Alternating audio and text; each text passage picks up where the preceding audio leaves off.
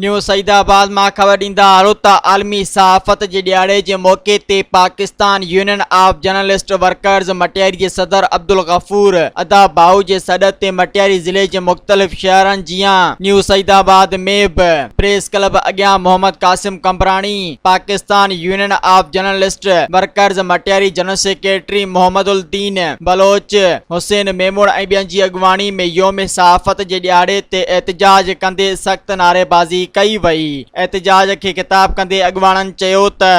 हुकूमत पाकिस्तान तोड़े सिंध हुकूमत सहाफ़िन के तहफ़ुज़ फराम करण में मुकमिल तौर नाकाम वही आहे। मौजूदा हुकुमरान सहाफ़िन के हिसाइण लाइ मथन अथरादू कूड़ा केस दाख़िल कंदे संदन घर भातियुनि मासूम ॿारनि खे हिसाईंदे खेनि परेशान करे रहिया आहिनि। केतिरनि ई सहाफ़िन के हक़ सच लिखण जे ॾोह में क़त्ल कयो वियो आहे, पर कंहिं जा बि क़ातिल गिरफ़्तार न थिया आहिनि। Pakistan Federal Union of Journalist Workers जे काइद मैडम सादिया कमाल जी अॻुवाणी में सॼे मुल्क जा सहाफ़ी हिकु आवाज़ बणियल आहिनि, जेके कंहिं बि सूरत में ॾाढ ऐं जबर जे साम्हूं न झुकंदा ऐं सहाफ़ी दुश्मननि ख़िलाफ़ रुक जी दीवार बणिजंदे संदन मुक़ाबिलो कंदा।